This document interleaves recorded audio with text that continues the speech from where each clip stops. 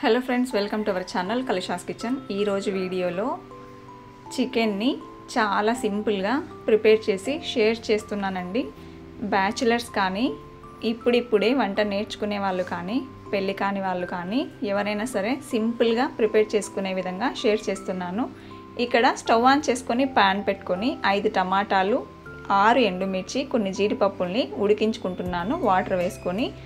ఇక్కడ 2 ఆనియన్స్ని కట్ చేసుకొని మిక్సర్ జార్లో వేసుకొని మూత పెట్టేసుకొని ఇక్కడ చూపిస్తున్నట్లుగా ఆనియన్ పేస్ట్ని ప్రిపేర్ చేసుకొని పక్కన వేరొక పళ్ళెంలోకి వేసేసుకొని పెట్టేసుకోవాలి. కంప్లీట్గా ఈ వీడియోలో నేను 4 రకాల పేస్టులని ప్రిపేర్ చేస్తున్నానండి. తినేటప్పుడు డిస్టర్బెన్స్ లేకుండా స్మూతీగా గ్రేవీ లాగా వచ్చే విధంగా షేర్ చేస్తున్నాను. రెండవ పేస్ట్ అల్లం వెల్లుల్లి పేస్ట్ అండి. ఇప్పుడు మూడవది ఇక్కడ చూపిస్తున్నది పచ్చి కొబ్బరి ముక్కలండి. పచ్చి కొబ్బరి లేకపోతే ఎండు కొబ్బరైనా వేసుకోండి. ఇలా బాగా మెత్తగా స్మూత్ పేస్ట్ లాగా చేసేసుకొని పక్కన పెట్టేసుకోండి.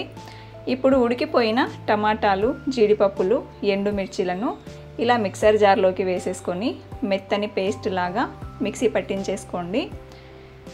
ఇక్కడ చూపిస్తున్నట్లు మిక్సీ పట్టించిన తర్వాత పక్కన వేరొక పళ్ళెంలో వేసుకొని పెట్టేసుకోండి.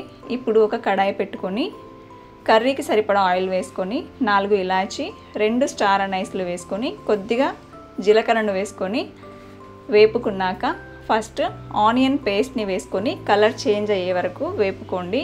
ఇక్కడ చూపిస్తున్నట్లు కలర్ చేంజ్ అయిన తర్వాత అల్లం వెల్లుల్లి పేస్ట్ని వేసేసుకొని పచ్చి వాసన పోయే వరకు వేపుకోవాలి. ఈ కర్రీ చాలా సింపుల్గా చాలా టేస్టీగా ఉంటుందండి. సింపుల్గా ప్రిపేర్ చేసుకునే పద్ధతిలోనే షేర్ చేస్తున్నాను. వీటిలో ఏ ఒక్కటి లేకపోయినా స్కిప్ చేసుకొని మిగిలినవి యాడ్ చేసుకొని ప్రిపేర్ చేసుకోండి. టేస్ట్ ఏమాత్రం తగ్గదు. ఇలా వేపేసుకున్న తర్వాత పచ్చి కొబ్బరిని పేస్ట్ లాగా ప్రిపేర్ చేసుకొని పెట్టుకున్నాం కదా, ఆ పచ్చి కొబ్బరి పేస్ట్ని కూడా ఇందులో వేసేసుకొని బాగా వేపేసుకోవాలి. తర్వాత టమాటాలు, ఎండుమిర్చి, జీడిపప్పుల పేస్ట్ని కూడా వేసేసుకొని వేపేసుకోవాలి. మనం ప్రిపేర్ చేసుకున్న 4 రకాల పేస్ట్లని ఇందులో వేసేసుకున్న తర్వాత 1/2 టీ స్పూన్ పసుపు, 2-3 టీ స్పూన్ల ఎండుమిర్చి పొడిని వేసుకోండి. తర్వాత ఒక 1/2 టీ స్పూన్ షాజీరా, కాస్త బ్లాక్ స్టోన్ ఫ్లవర్ని వేసుకొని కలిపేసుకోండి. ఇప్పుడు ఇక్కడ చూపిస్తున్న చిన్న కప్తో ఫ్రెష్గా ఉన్న గట్టి పెరుగుని యాడ్ చేసుకుంటున్నాను. పెరుగు వేసుకుంటే కర్రీకి టేస్ట్ చాలా బాగుంటుందండి. కొన్ని వాటర్ని వేసుకొని మసాలాని ఒకసారి బాగా కలిపేసుకొని ఇందులోకి మనం శుభ్రంగా కడిగి పెట్టుకున్న 1 కిలో చికెన్ని యాడ్ చేసేసుకొని మసాలా మొత్తం ఈ ముక్కలకు పట్టే విధంగా కలుపుకోవాలి. ఒకసారి ఈ పద్ధతిలో ట్రై చేసి చూడండి, చాలా టేస్టీగా ఉంటుంది. నార్మల్గా అయితే ఆనియన్స్ని కట్ చేసుకొని ఆయిల్లో ఫ్రైడ్ ఆనియన్స్ లాగా వేపుకొని తర్వాత మసాలా వేసుకొని వేపుకుంటూ ఉంటాం కదా, అలా కాకుండా ఈ విధంగా ముందుగానే అన్ని రకాల మసాలా పేస్ట్లను ప్రిపేర్ చేసుకొని ఇలా కర్రీ చేసి చూడండి, చాలా బాగుంటుంది.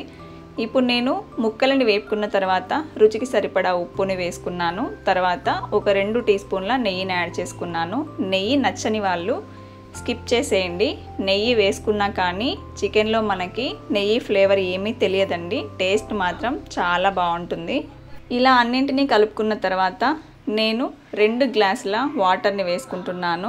గ్రేవీని ఎక్కువగా ప్రిపేర్ చేసుకున్నాం కాబట్టి వాటర్ని కూడా 2 గ్లాసులు యాడ్ చేసుకోవాలి.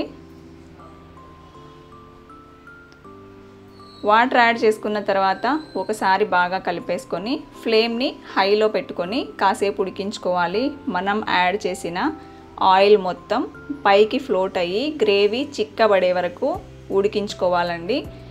ఆయిల్ మొత్తం పైకి ఫ్లోట్ అయిపోయే వరకు కర్రీ రెడీ అయినట్లు కాదన్నమాట. ఇక్కడ చూస్తున్నారు కదా, చిక్కబడింది, కానీ మరి కాస్త సమయం పడుతుందండి.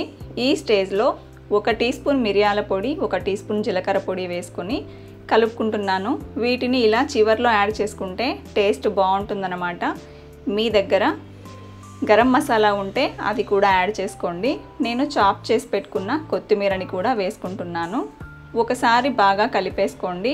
ఆయిల్ మరి కాస్త పైకి ఫ్లోట్ అయ్యే వరకు, ఇలా ఫ్లోట్ అయ్యే వరకు ఉడికించుకొని స్టవ్ ఆఫ్ చేసేసుకొని సర్వ్ చేసుకోండి. వేడి వేడిగా చపాతీలో కానీ, సంగటిలో కానీ, రైస్లో కానీ, పూరీలో కానీ, దోశలో కానీ ఎందులోకైనా సూపర్ టేస్టీగా ఉండే కర్రీ రెడీ అయిపోయింది. బ్యాచిలర్స్ కానీ ఎవరైనా సరే కొత్తగా వంట చేసుకునే వాళ్ళైనా సరే ఈజీగా చేసేయచ్చండి. తప్పకుండా ట్రై చేసి ఎలా వచ్చిందో కామెంట్ చేయండి. మన ఛానల్ని సబ్స్క్రైబ్ చేసుకోవడం మర్చిపోకండి. Thank you for watching.